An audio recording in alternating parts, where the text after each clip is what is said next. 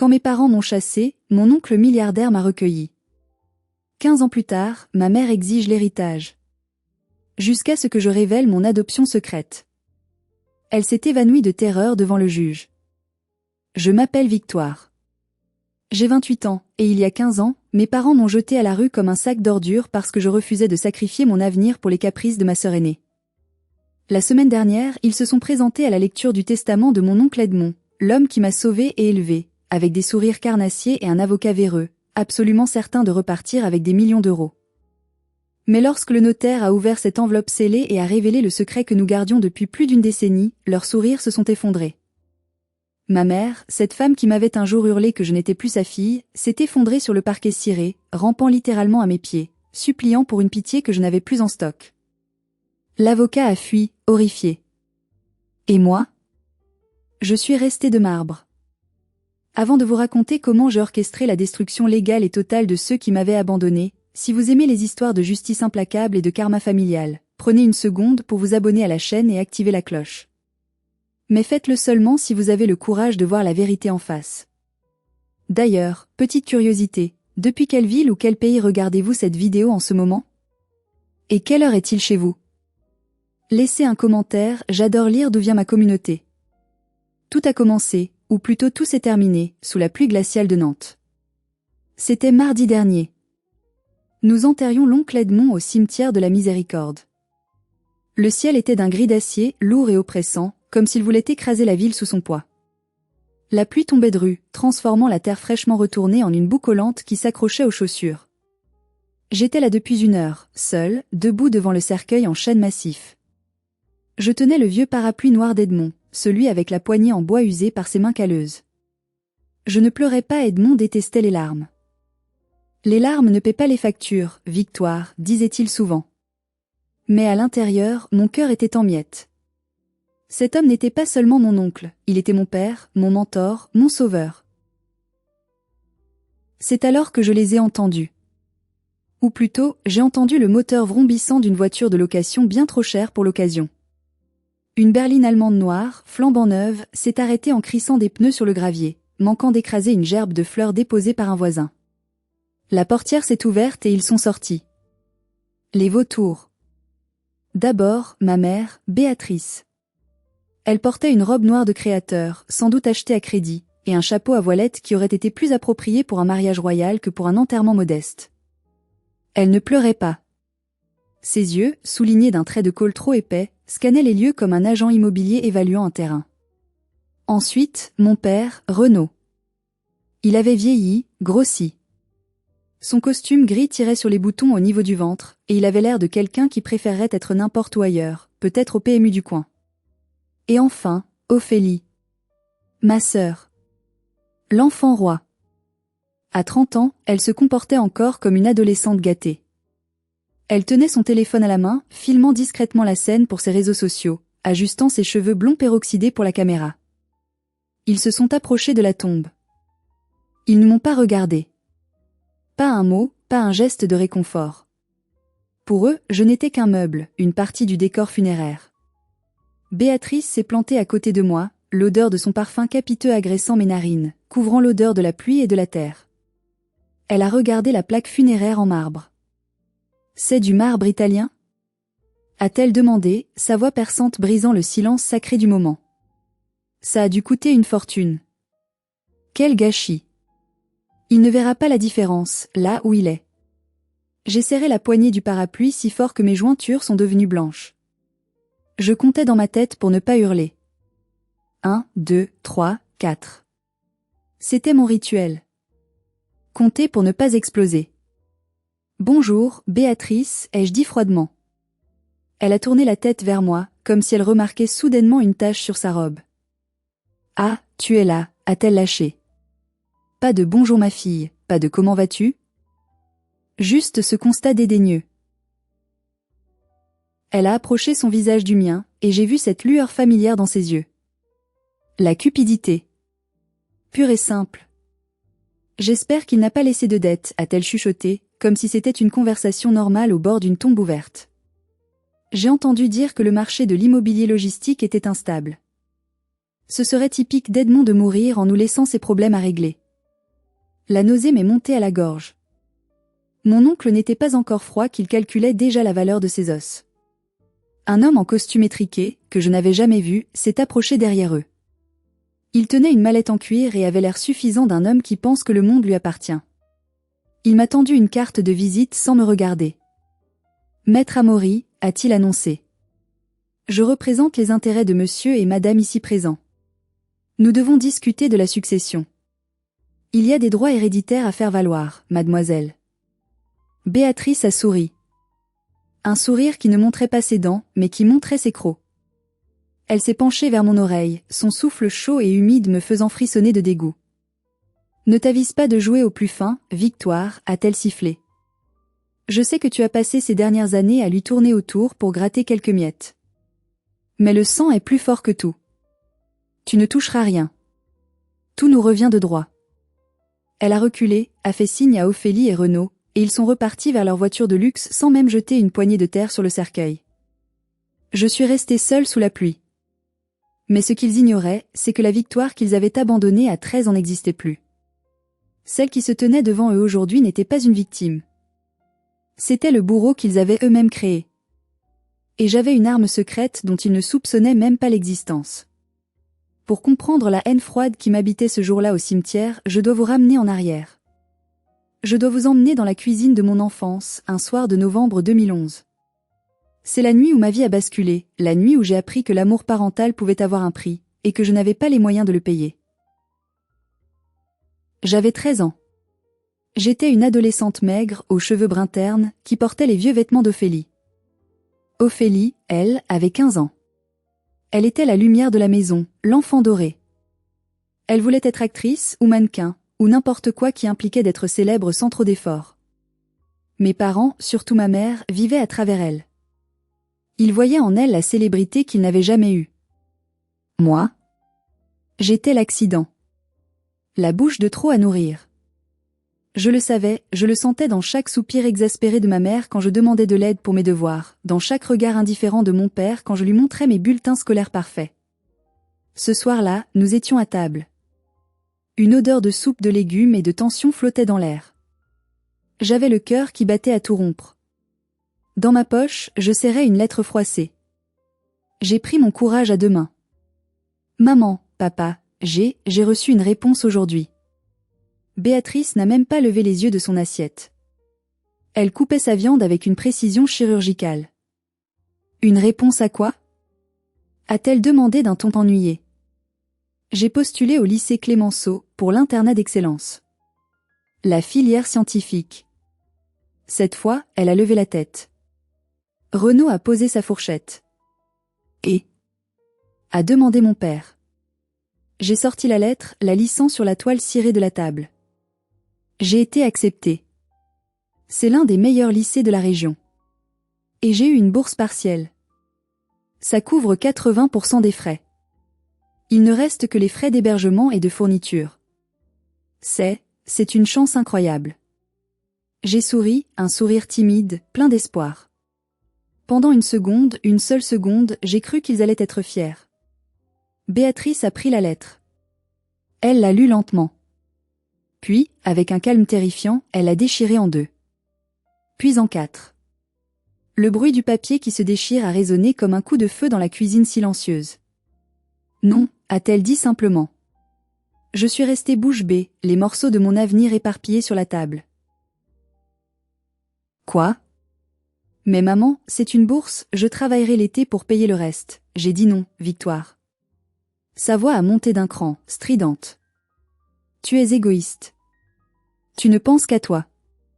Égoïste? De vouloir étudier? Ophélie a été acceptée au cours Florent, pour un stage intensif à Paris cet été. Ça coûte 3000 €. Plus le logement. Nous n'avons pas d'argent pour tes caprices intellectuels.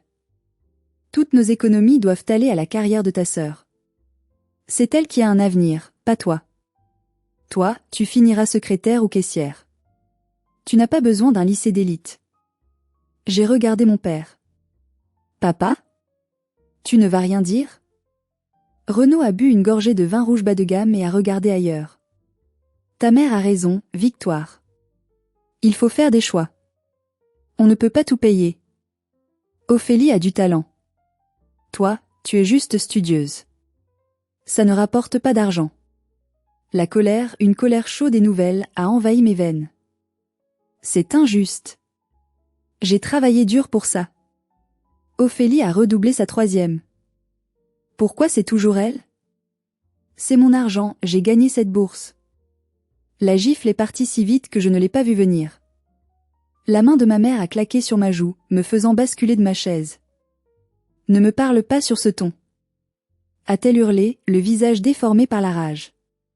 Si tu n'es pas contente, si tu ne peux pas te sacrifier pour cette famille, alors tu ne fais pas partie de cette famille. Alors je ne veux plus en faire partie. Ai-je crié en me relevant, les larmes aux yeux. Béatrice m'a regardé avec un froid absolu. Très bien. Renaud, mets-la dehors. Béatrice, il fait froid, a tenté mon père, mollement. J'ai dit dehors. Si elle se croit si intelligente et indépendante, qu'elle se débrouille. Mon père, cet homme sans colonne vertébrale, s'est levé. Il m'a attrapé par le bras. Il m'a traîné jusqu'à l'entrée. Il a ouvert la porte. Il faisait nuit, il pleuvait, il faisait un froid de canard. Il m'a poussé sur le perron. Puis, il est revenu quelques secondes plus tard avec 2 sacs poubelles noirs remplis à la hâte de mes vêtements. Il les a jetés à mes pieds.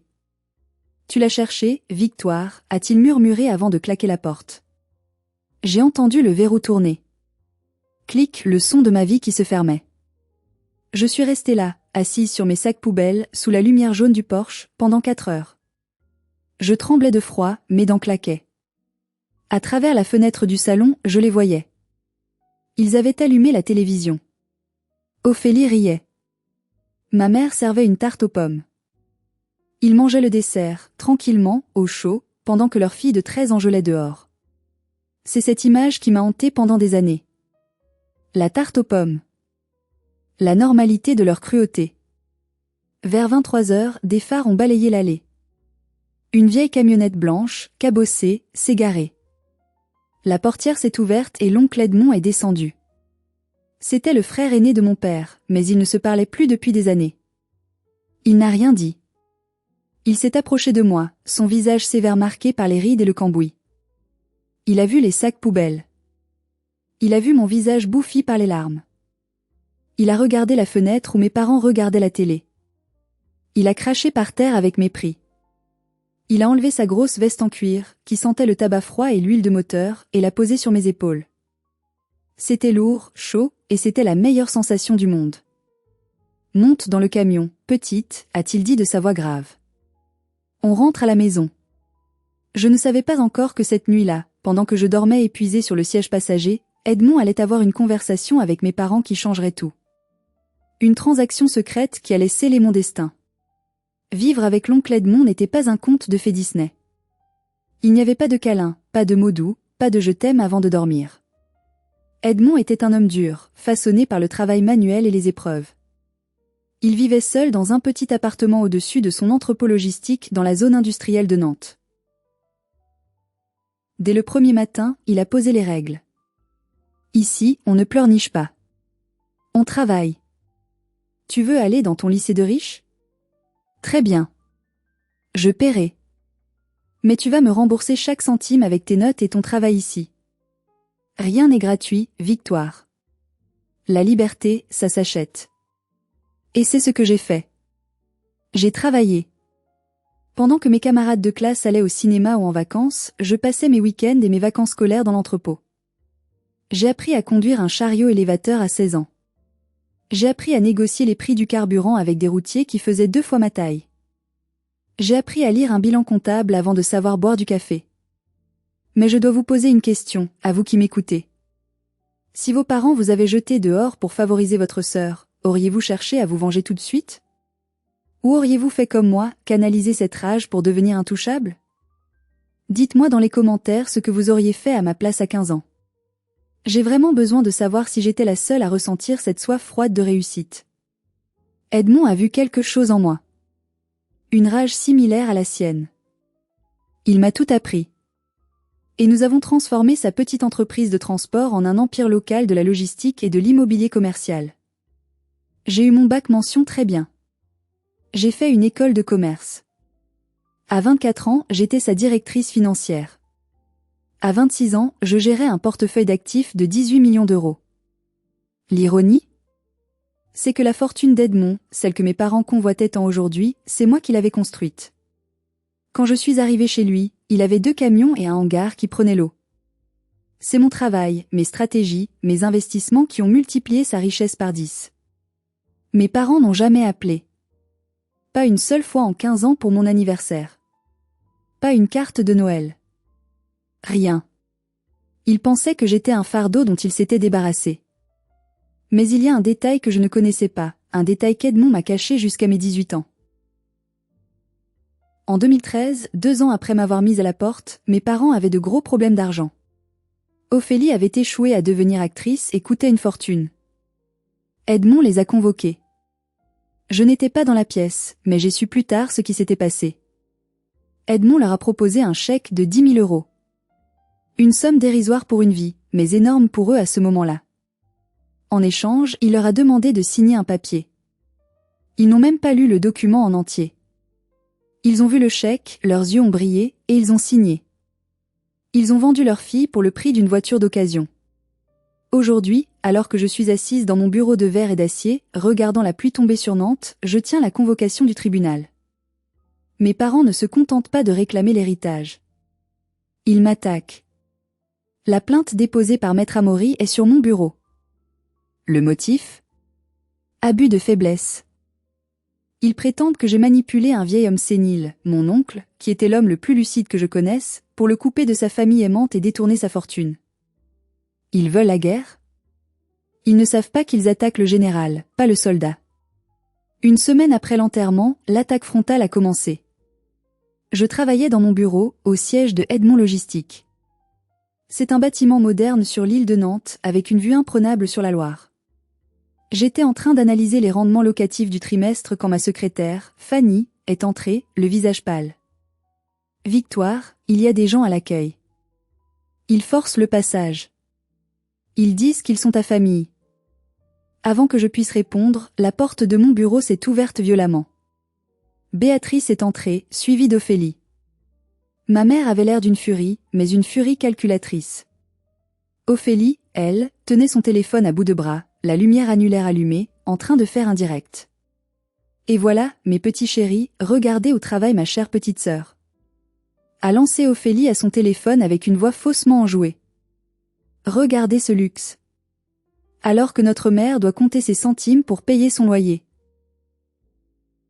Je me suis levée lentement. Mon cœur battait la chamade, mais mon visage est resté impassible. J'ai lissé ma jupe crayon. 1, 2, 3, 4. Calme. Qu'est-ce que vous faites ici? Ai-je demandé, ma voix aussi froide que la climatisation. Béatrice s'est avancée vers mon bureau en chêne massif.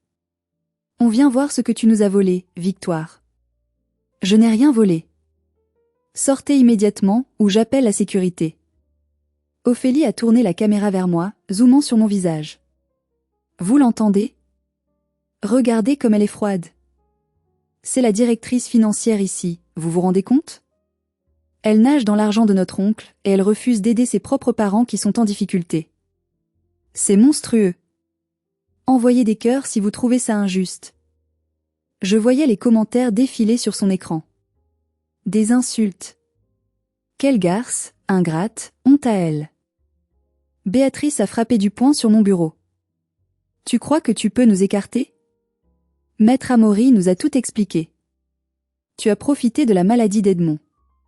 Tu l'as isolé. Tu lui as fait signer des papiers quand il n'avait plus toute sa tête. C'est criminel, Victoire. Nous allons te traîner en justice et récupérer chaque centime. Et cette entreprise? Elle sera à nous. Ophélie a toujours voulu diriger une société. J'ai failli rire. Ophélie, diriger une société de logistique?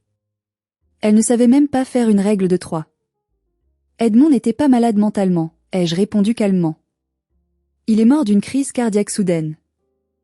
Il a travaillé jusqu'à son dernier jour. Et vous le savez très bien. C'est ce que tu dis. a crié Béatrice pour que le téléphone d'Ophélie capte bien sa détresse. Tu es une manipulatrice. Tu as toujours été jalouse de ta sœur. Les employés commençaient à s'amasser dans le couloir, regardant la scène avec horreur. Je ne pouvais pas laisser ce cirque continuer. J'ai appuyé sur le bouton d'interphone. Sécurité. Niveau 4. Intrusion. Béatrice a souri, un sourire victorieux. Appelle tes gardes. Ça fera encore mieux pour notre dossier. La fille riche fait jeter sa mère pauvre dehors par des vigiles.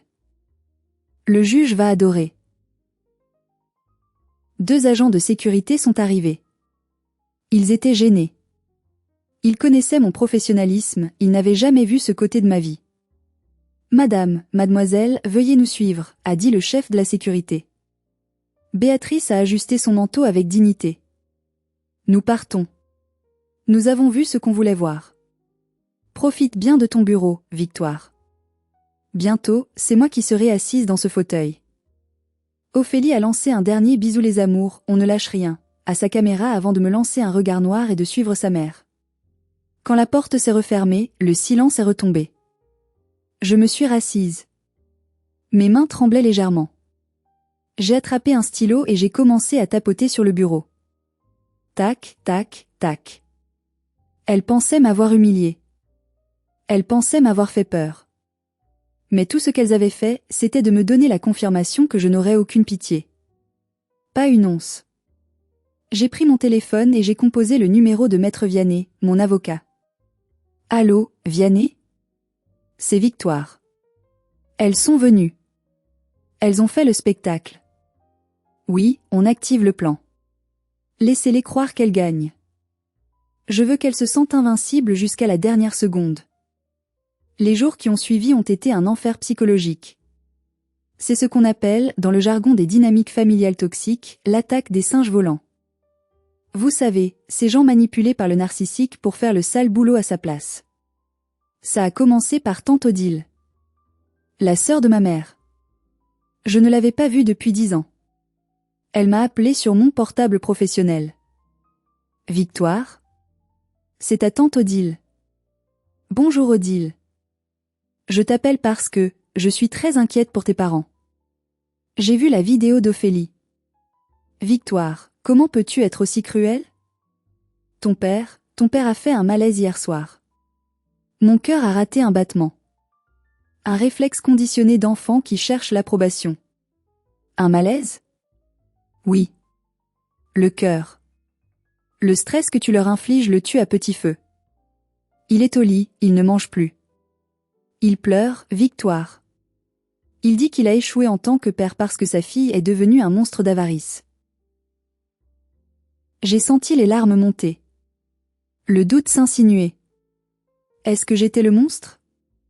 Est-ce que j'avais tort de vouloir garder ce qu'Edmond m'avait laissé ? Après tout, c'étaient mes parents. Si tu as un peu d'humanité, a poursuivi Odile, tu arrêteras cette procédure. Tu donneras à ta mère ce qui lui revient. Ils sont vieux, ils sont fragiles. Tu es jeune, tu as toute la vie pour gagner de l'argent. Ne sois pas celle qui aura la mort de son père sur la conscience. Elle a raccroché avant que je puisse répondre. J'étais assise dans mon salon, le téléphone à la main, paralysée par la culpabilité. C'est ça, le gaslighting. Ils vous font douter de votre propre réalité. Ils transforment la victime en bourreau. Puis, j'ai reçu des messages sur Facebook.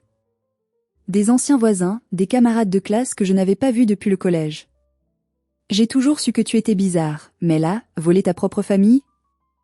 Honte à toi. L'argent ne fait pas le bonheur, connasse. J'étais au bord de craquer. J'étais prête à appeler Vianney pour dire, on négocie. Donnons-leur la moitié et qu'ils me laissent tranquille. C'est là que Fanny, ma meilleure amie et collègue, a sonné à ma porte. Elle avait une bouteille de vin et un dossier sous le bras. Elle m'a trouvé recroquevillée sur le canapé. « Et, qu'est-ce qui se passe ?» a-t-elle demandé doucement. Je lui ai tout raconté. L'appel d'Odile. Le malaise de mon père. Fanny a éclaté de rire. Un rire sec, sans humour. Un malaise ? Victoire, regarde ça. Elle a ouvert son dossier. C'étaient des photos imprimées depuis un compte Instagram privé. Celui d'une amie d'Ophélie. Sur la photo, datée d'hier soir au moment même où mon père était censé mourir de chagrin, on voyait Renaud et Béatrice dans un restaurant de fruits de mer chic de La Baule. Renaud avait un verre de vin blanc à la main et un énorme plateau d'huîtres devant lui. Il riait aux éclats. La légende disait « Célébration en famille ». Bientôt la vie de château grâce à la justice. La culpabilité s'est évaporée instantanément, remplacée par une haine pure et cristalline. Ils n'étaient pas malades. Ils n'étaient pas tristes. Ils fêtaient déjà leur victoire avec l'argent qu'ils n'avaient pas encore. Fanny a sorti un autre document. Et ce n'est pas tout. J'ai demandé à mon cousin qui travaille chez Porsche Nantes de vérifier une rumeur. Devine quoi? Renaud a versé un acompte de 2 000 € pour réserver un Cayenne. Il a dit au vendeur, l'argent arrive dans 2 semaines, c'est une affaire d'héritage réglée. Il dépensait l'argent d'Edmond avant même la lecture du testament. Ils étaient tellement sûrs d'eux. Tellement arrogants. J'ai essuyé mes yeux. J'ai pris un verre de vin. Merci, Fanny. Tu viens de me sauver. Qu'est-ce qu'on fait? A-t-elle demandé. On ne fait rien, ai-je répondu. On les laisse commander leur Porsche. On les laisse manger leurs huîtres.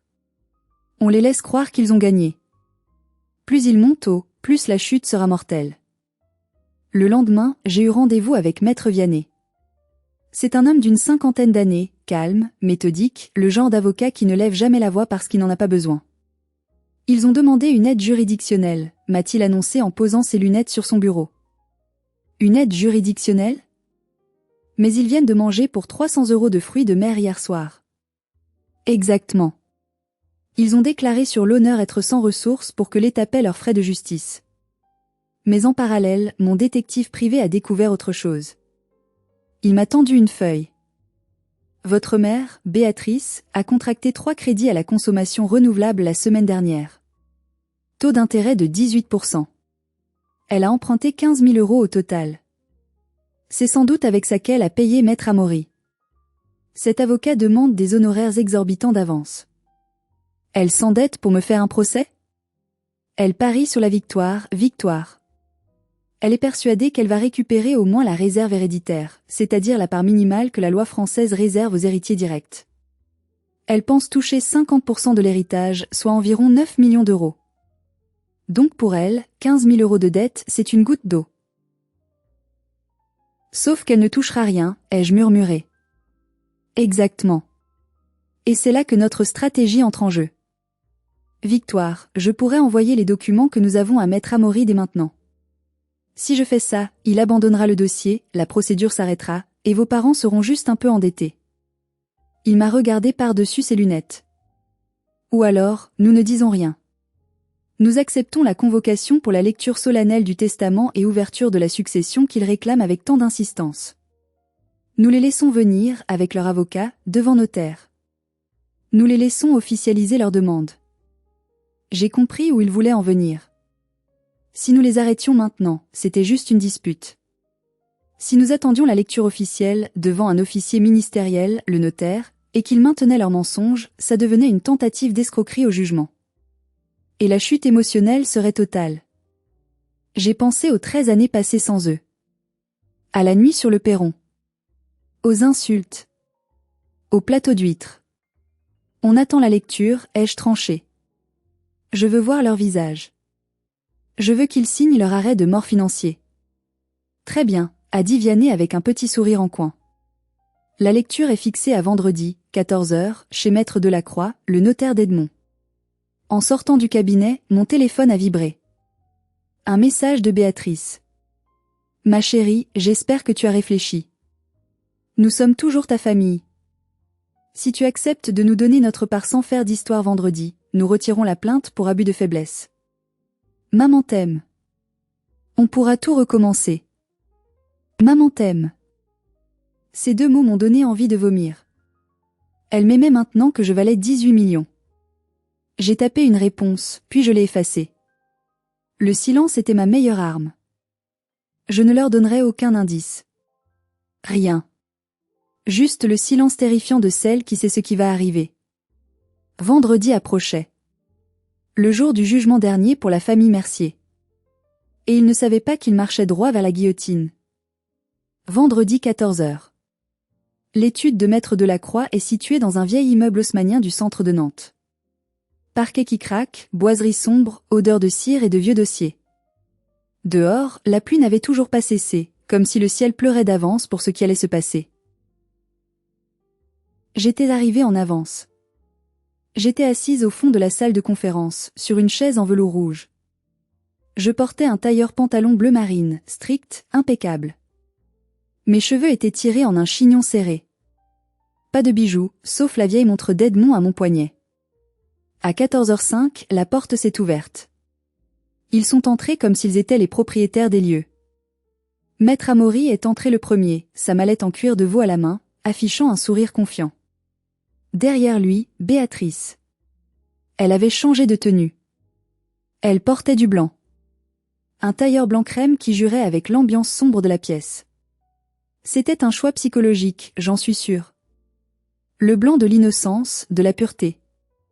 La mère éplorée mais digne. Renaud suivait, l'air toujours aussi fuyant, mais il y avait une nouvelle arrogance dans sa démarche. Celle de l'homme qui a déjà commandé sa Porsche. Ophélie fermait la marche, sans son téléphone cette fois, les téléphones étaient interdits, mais avec un carnet Moleskine où elle comptait sûrement prendre des notes pour son futur scénario de film. Ils se sont assis autour de la grande table ovale. Béatrice a pris la place en face du fauteuil vide du notaire, la place d'honneur. Elle m'a vue. Ah, Victoire. Tu es venue seule? Pas d'amis pour te soutenir? C'est triste. Maître Vianney arrive, ai-je dit simplement. PFF, Vianney.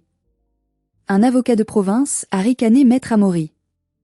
J'espère qu'il a expliqué à sa cliente les réalités du Code civil. L'article 912, la réserve héréditaire, c'est mathématique, ma chère. On ne déshérite pas ses parents ou ses frères quand on n'a pas d'enfant. Il jubilait. Il aimait s'entendre parler. Maître Vianney est entré à ce moment-là, calme, discret. Il a salué ses confrères d'un hochement de tête et s'est assis à côté de moi. Il a posé une pochette cartonnée fine sur la table. Juste une pochette. Maître Amaury, lui, a étalé une tonne de dossiers. Des relevés bancaires, des photos de famille imprimées, probablement pour prouver le lien affectif, des attestations médicales douteuses. Le notaire, Maître Delacroix, un homme chauve aux lunettes rondes, est entré par une porte dérobée. Il s'est assis, a ajusté ses lunettes et a regardé l'assemblée par-dessus ses verres. Bien. Nous sommes réunis pour l'ouverture du testament de Monsieur Edmond Mercier. Je constate la présence de toutes les parties. Béatrice a croisé les mains sur la table, faisant tinter ses nombreux bracelets. Nous sommes prêts, maître. Nous voulons juste que justice soit faite et que les dernières volontés de mon pauvre beau-frère soient respectées, ou du moins, corrigées si elles ont été influencées, a-t-elle ajouté en me lançant un regard venimeux. Maître Delacroix a ouvert le seau de cire rouge de l'enveloppe. Le bruit du papier craquant a résonné dans le silence. Mes mains étaient sous la table. Je tapotais mon genou. 1, 2, 3, 4. C'était le moment. Ceci est le testament holographe de Monsieur Edmond Mercier, daté du 15 juin 2025. Il est sain d'esprit et de corps au moment de l'écriture. Le notaire a raclé sa gorge. Je, sous-signé Edmond Mercier, souhaite avant toute répartition de mes biens, clarifier la situation financière entre moi et mon frère, Renaud Mercier. Renaud s'est figé. Béatrice a froncé les sourcils. Ce n'était pas le début qu'ils attendaient. Le notaire a poursuivi sa lecture, sa voix monotone contrastant avec la violence des mots. Premièrement, je tiens à ce qu'il soit noté que mon frère Renaud a emprunté des sommes considérables au fil des 30 dernières années, sans jamais rembourser un centime, malgré ses promesses écrites. Renaud est devenu écarlate. Il a essayé de se faire tout petit sur sa chaise. Item 1. Près de 15 000 € en 2005 pour la réparation de la toiture de sa maison. Non remboursé. Item 2. Près de 25 000 € en 2008 pour couvrir des dettes de jeu. Non remboursé. Béatrice a bondi de sa chaise. C'est faux. C'était des cadeaux. Entre frères. Il n'a jamais été question de remboursement. C'est une invention de Victoire. Maître Delacroix a levé la main pour demander le silence, puis a sorti de l'enveloppe des photocopies. J'ai ici les reconnaissances de dette signées de la main de monsieur Renaud Mercier, datées et enregistrées. Elles sont légalement valides. Il a fait glisser les papiers sur la table. Renaud les a regardés comme s'il s'agissait de serpents venimeux. Il ne pouvait pas nier. C'était sa signature. Le total des dettes, avec les intérêts légaux, s'élève à ce jour à 145 000 €, a continué le notaire.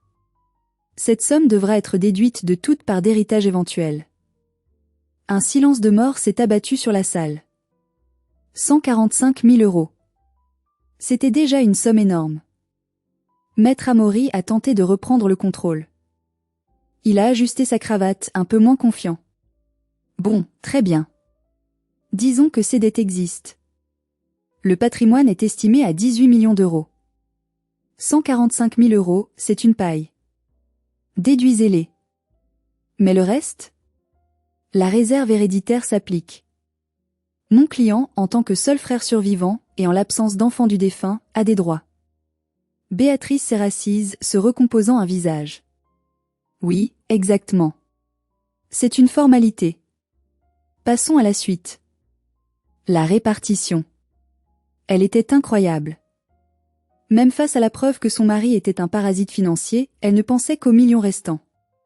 Maître Delacroix a tourné la page du testament. Il a marqué une pause. Il m'a regardé brièvement, une lueur de compassion dans les yeux, puis a regardé mes parents avec une sévérité nouvelle. Concernant la répartition de mes biens, a lu Edmond à travers la voix du notaire. Je, Edmond Mercier, déclare institué pour légataire universel. Le cœur de Béatrice devait battre à tout rompre. Elle retenait son souffle. Ma fille, Victoire Mercier. Un bruit de confusion a parcouru la table. Sa fille? A gloussé Ophélie. Il veut dire sa nièce. Le vieux devait être vraiment gâteux à la fin. Il confond les mots. Béatrice a ri nerveusement. Oui, c'est triste. Il la considérait comme sa fille. C'est mignon. Mais juridiquement, ça ne vaut rien. Elle est notre fille. Et en tant que nièce, elle a des droits limités face aux frères et sœurs. Nous contestons ce terme. Maître Amaury a sorti un stylo. Nous allons plaider l'erreur de plume. C'est évident. Il n'a pas d'enfant. C'est là que j'ai arrêté de tapoter sur mon genou. J'ai posé mes mains à plat sur la table. J'ai regardé ma mère droit dans les yeux. Il n'y a pas d'erreur, ai-je dit. Béatrice m'a foudroyé du regard. Tais-toi, Victoire. Laisse les adultes parler. Tu n'es que sa nièce. Tu es sortie de mon ventre. J'ai les vergetures pour le prouver. Maître Vianney, mon avocat, a alors ouvert sa fine pochette cartonnée. Il a sorti un document unique. Un papier officiel, tamponné par le tribunal de grande instance de Nantes, daté du 12 septembre 2013. Je crois qu'il y a une méprise sur la situation familiale, a dit Vianney d'une voix douce. Monsieur le notaire, voici le jugement d'adoption plénière prononcé il y a 13 ans. Il a fait glisser le document au centre de la table. Le mot adoption plénière a flotté dans l'air comme une guillotine en suspension. Pour ceux qui ne sont pas juristes, laissez-moi vous expliquer la différence entre une adoption simple et une adoption plénière en France. C'est crucial. Une adoption simple ajoute un lien de filiation mais ne coupe pas les liens avec la famille d'origine. Mais une adoption plénière? C'est l'arme nucléaire du droit de la famille. Elle efface totalement la filiation d'origine. Elle remplace le nom des parents sur l'acte de naissance. Juridiquement, c'est comme si je n'étais jamais née de Béatrice et Renaud. C'est comme si j'étais née directement d'Edmond. Maître Amaury, l'avocat adverse, a saisi le document. Ses mains ont commencé à trembler. Il a lu les premières lignes et son visage est passé du rouge au blanc cireux en une fraction de seconde. C'est impossible, a-t-il bégayé. Une adoption plénière? Sur une enfant de 15 ans? Il faut le consentement des parents biologiques. Exactement, a répondu Maître Vianney. Et ils l'ont donné. Il a sorti un deuxième document de la pochette. C'était l'acte de consentement, signé par Renaud et Béatrice Mercier en 2013. Vous souvenez-vous de ce jour? ai-je demandé à mes parents, brisant mon silence. Béatrice fixait le papier, la bouche ouverte, comme un poisson hors de l'eau. C'était pour la tutelle. A crié Renaud. On a signé pour qu'il s'occupe de toi. Pour qu'il paie ton école. Il nous a donné 10 000 € pour aider, c'était un dédommagement. Vous n'avez pas lu ce que vous signez, n'est-ce pas? Ai-je dit froidement. Vous étiez tellement pressé d'encaisser le chèque de 10 000 € pour payer les cours de théâtre d'Ophélie que vous avez signé l'acte d'abandon total de votre fille. Non? A hurlé Béatrice. C'est un faux. Je n'aurais jamais vendu ma fille.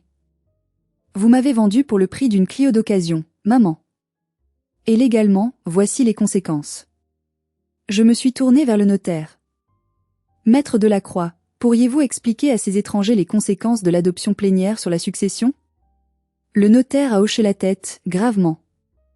En vertu de l'article 356 du Code civil, l'adoption plénière confère à l'enfant une filiation qui se substitue à sa filiation d'origine. L'adopté cesse d'appartenir à sa famille par le sang. Il a regardé Renaud et Béatrice. Monsieur, madame. Juridiquement, vous n'êtes plus les parents de Victoire. Vous êtes des étrangers pour elle. Et par conséquent, vous êtes des étrangers pour monsieur Edmond Mercier dans cette succession. Victoire est sa fille unique. Elle est héritière réservataire à 100%. Il a fait une pause dramatique. Vous n'avez aucun droit sur cet héritage. Pas un centime.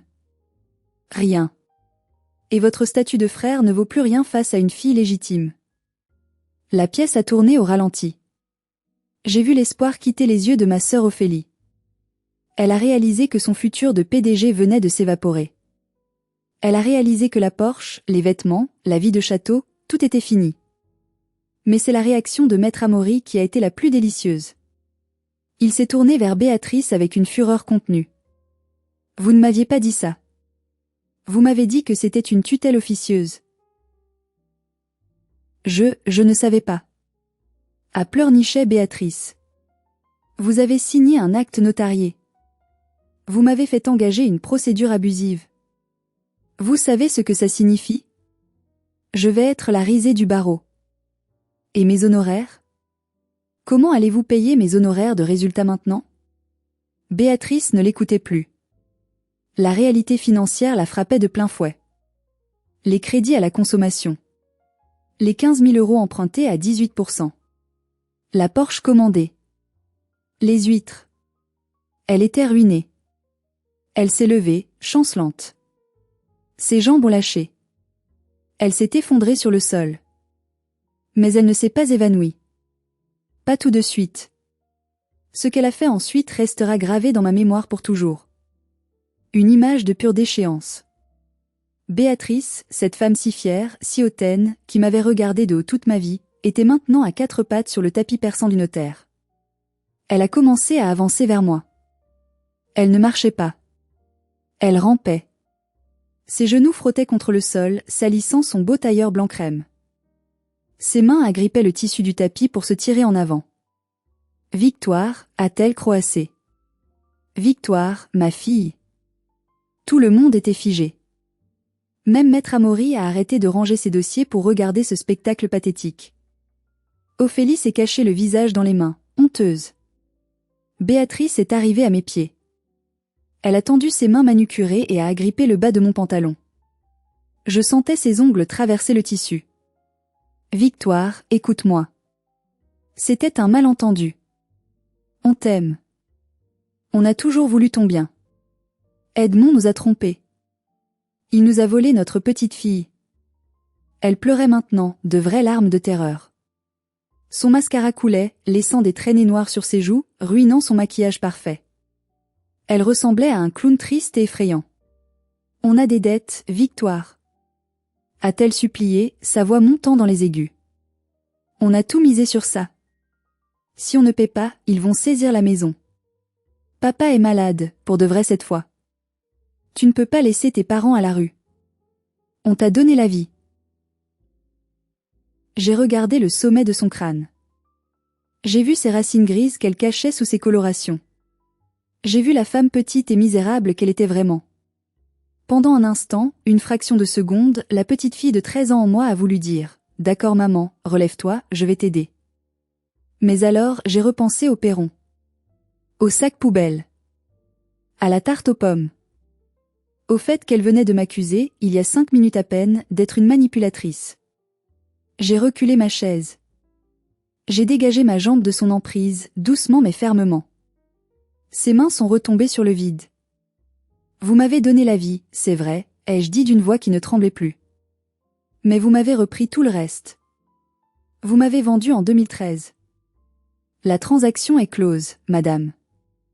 Le service après-vente est terminé depuis 13 ans.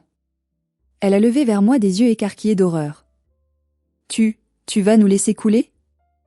Vous avez choisi de nager avec les requins, Béatrice. Ne soyez pas surprise si vous vous faites manger. Je me suis tournée vers Maître Amaury. Maître, je vous conseille de partir avant que je ne porte plainte contre vous aussi pour complicité de tentative d'escroquerie au jugement. Je sais que vous saviez que le dossier était vide. L'avocat n'a pas demandé son reste. Il a saisi sa mallette et a quitté la pièce presque en courant, abandonnant ses clients sur le sol. Ophélie? Ai-je appelé? Ma sœur a levé la tête, les yeux rouges. Ramasse ta mère. Et sortez. Ophélie, pour la première fois de sa vie, n'a pas répliqué. Elle s'est levée, tremblante, et a essayé de relever Béatrice qui était devenue un poids mort, un sac de pommes de terre en tailleur blanc sali. Renaud, lui, restait assis, le regard vide, fixant les reconnaissances de dette sur la table. Il savait que sa vie d'oisiveté était terminée. C'est fini, a dit le notaire. Veuillez quitter mon étude. Alors qu'elle sortait, soutenant une Béatrice à moitié inconsciente qui marmonnait mes millions, j'ai ressenti quelque chose d'étrange. Je m'attendais à de la joie. À de l'euphorie. Mais je ne ressentais que du vide. Un vide propre, net, aseptisé. Comme une plaie qu'on a enfin cautérisée. La douleur était partie, laissant place à une cicatrice froide. Les mois qui ont suivi ont été brutaux pour les merciers. Je n'ai pas eu besoin de lever le petit doigt. Le karma, ou plutôt les conséquences logiques de leurs actes, s'est abattu sur eux. La banque a refusé de couvrir les découvertes de Béatrice. Les sociétés de crédit ont envoyé des huissiers. La maison d'enfance, celle où j'avais été chassée, a été saisie et vendue aux enchères pour payer les créanciers. Mes parents ont dû déménager dans un petit HLM en banlieue lointaine. Renaud a dû reprendre un travail de gardien de nuit à 53 ans pour payer les factures. Ophélie a été quittée par son mari dès qu'il a compris qu'il n'y avait plus d'héritage. Elle a dû trouver un vrai travail. Elle est caissière dans un supermarché maintenant. La star scannée des codes-barres. Quant à moi, j'ai repris les rênes de l'empire d'Edmond. J'ai consolidé les actifs. J'ai continué à faire ce qu'il m'avait appris, travailler. 6 mois après la lecture du testament, j'ai reçu une lettre au bureau. Une enveloppe simple, pas de timbre de collection, une écriture hésitante. C'était d'Ophélie. J'ai hésité à la jeter. Puis je l'ai ouverte. Victoire, je ne t'écris pas pour demander de l'argent. Je sais que je n'y ai pas droit. Je t'écris parce que je suis seule dans mon studio ce soir et que je réalise à quel point j'ai été une garce. Quand maman t'a mise dehors ce soir-là, je n'ai rien dit parce que j'étais soulagée. Soulagée que ce soit toi et pas moi. J'avais peur d'eux. J'avais peur de ne plus être la préférée. J'ai vécu dans une bulle de mensonges pendant 15 ans, nourrie par les délires de grandeur de maman. Aujourd'hui, je scannais des articles toute la journée. J'ai mal aux pieds. Et pour la première fois, je comprends ce que tu as dû ressentir quand tu travaillais dans l'entrepôt. Le respect, ça se gagne. Je ne l'ai jamais gagné. Je suis désolée, Victoire. Pas pour l'argent. Mais pour la sœur que je n'ai pas été. Ophélie. J'ai relu la lettre 3 fois. Il n'y avait pas de demande cachée. Pas de numéro de compte bancaire. Juste un constat d'échec et une excuse. Je n'ai pas répondu tout de suite. Le pardon est un plat qui se mange froid, ou peut-être ne se mange-t-il pas du tout. Mais la semaine dernière, je suis allée faire mes courses dans ce supermarché. Incognito. J'ai pris une file d'attente au hasard. C'était la sienne. Elle m'a vue. Elle s'est figée, un paquet de pâtes à la main. Elle a baissé les yeux, honteuse. Elle avait l'air fatiguée, vieillie, mais plus réelle. Bonjour, Ophélie, ai-je dit. Elle a relevé la tête, surprise que je lui adresse la parole. Bonjour, Victoire. Garde la monnaie, ai-je dit en payant. Je n'ai pas proposé de l'aider financièrement. Je ne l'ai pas invitée à dîner. Pas encore. Mais j'ai vu une lueur de gratitude dans ses yeux. C'était le début de quelque chose. Peut-être pas d'une amitié, mais d'une paix armée. Hier, j'ai inauguré le nouveau siège social de l'entreprise. J'ai fait changer le nom sur la façade. Ce n'est plus Mercier Logistique. C'est désormais la Tour Edmond. Je suis montée sur le toit terrasse au 20e étage. De là-haut, on voit toute la ville de Nantes, la Loire qui serpente comme un ruban d'argent, et au loin, la zone industrielle où tout a commencé. Le vent soufflait fort, ébouriffant mes cheveux, mais je n'avais pas froid. Je portais un manteau en cachemire, payé avec mon argent, gagné par mon travail. J'ai repensé à ma mère, rampant sur le sol.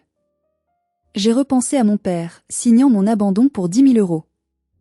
J'ai repensé à l'oncle Edmond, cet homme bourru qui m'avait sauvé la vie sans jamais demander de merci. J'ai réalisé quelque chose d'important. On nous dit souvent que la famille est sacrée. Que le sang est plus important que tout. C'est un mensonge. Le sang, c'est de la biologie. La famille, c'est un choix. Ma famille, c'était Edmond. C'est Fanny, qui m'a empêché de craquer. C'est mon équipe au bureau. Ce sont les gens qui sont là quand il pleut, pas ceux qui viennent seulement quand le soleil brille et qu'il y a de l'héritage à gratter. J'ai sorti mon téléphone. J'ai bloqué définitivement le numéro de Béatrice et de Renaud. Je n'ai plus besoin de leur validation. Je n'ai plus besoin de leurs excuses. Leur punition est de vivre le reste de leur vie en sachant qu'ils ont tout gâché par cupidité. J'ai tapoté sur la rambarde. Un coup. Juste un. Je ne compte plus jusqu'à 4. Je n'ai plus peur. Je suis Victoire Mercier, fille d'Edmond Mercier. Et j'ai gagné. Voilà, c'est la fin de mon histoire. J'espère qu'elle vous a plu, ou du moins qu'elle vous a donné un sentiment de justice. Je sais que certains diront que j'ai été dure. Que j'aurais dû aider mes parents malgré tout. D'autres diront que j'ai eu raison. C'est là que j'ai besoin de vous. Likez cette vidéo si vous pensez que j'ai bien agi en protégeant l'héritage d'Edmond. Et surtout, dites-moi dans les commentaires, à quel moment auriez-vous craqué? Auriez-vous aidé votre mère quand elle était à terre? J'ai hâte de lire vos avis, je réponds aux meilleurs commentaires dans la première heure. N'oubliez pas de vous abonner pour d'autres histoires de vengeance et de justice. Prenez soin de vous, et rappelez-vous, votre valeur ne dépend pas de ceux qui vous ont abandonné. À bientôt.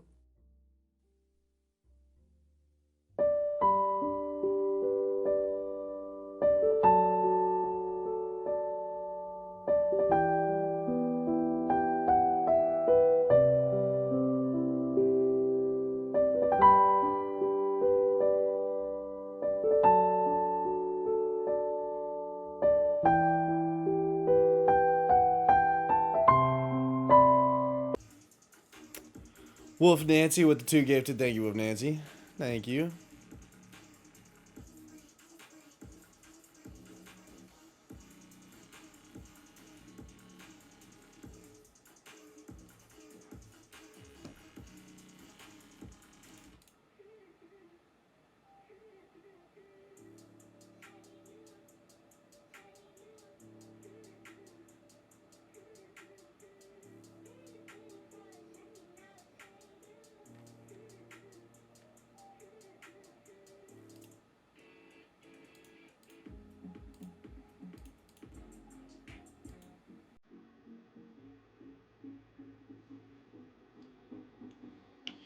All right, chat. I'm gonna wrap this up. I think I'm fucking over it.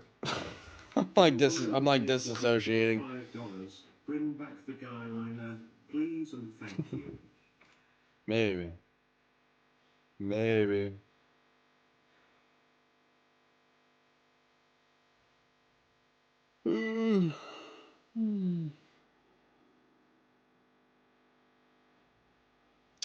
Got it with the 5 gifted. Thank you, got him. Thank you, got him. Movie night, but not sleepover. No, probably not movie night tonight. Probably not a movie night tonight. I'm thinking, I think I'm gonna be on some me timing tonight.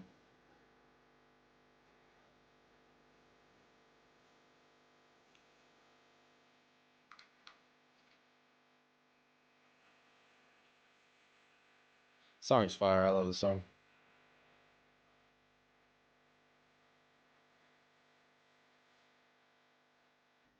Watch a cozy movie in bed. Okay, here's the problem.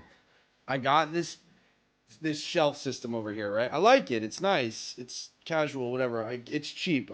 We're planning on moving in a couple months, so I'm not like overly investing into this room.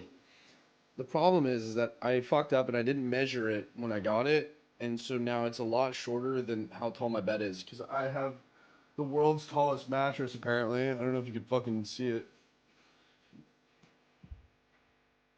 It's really tall. Um, so I want to get a bed frame that um I want to get a bed frame that like takes it in a little bit, and I'm thinking about getting a different mattress, and it'd probably be like a floor mattress. But I can't watch the fucking TV because when I lay in bed, like half the TV's cut off because I'm above it.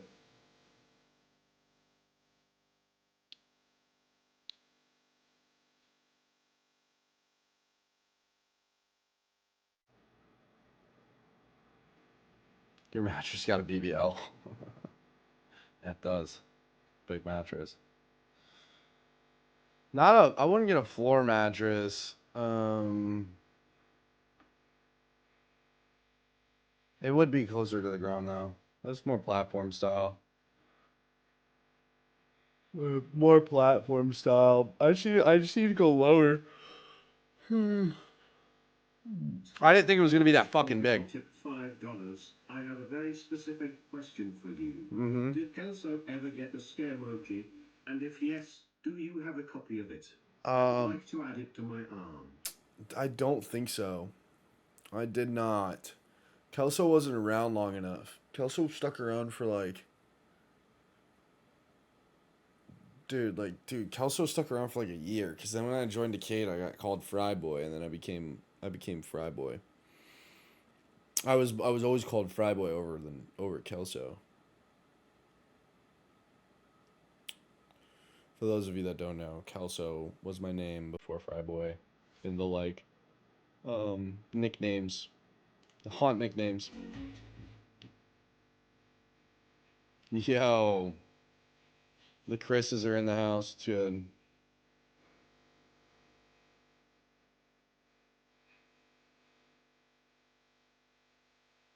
How you spell that? Kelso?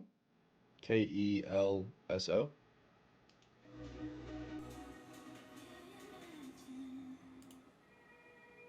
Wait.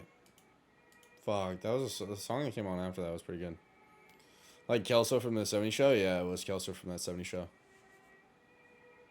It's exactly what it was.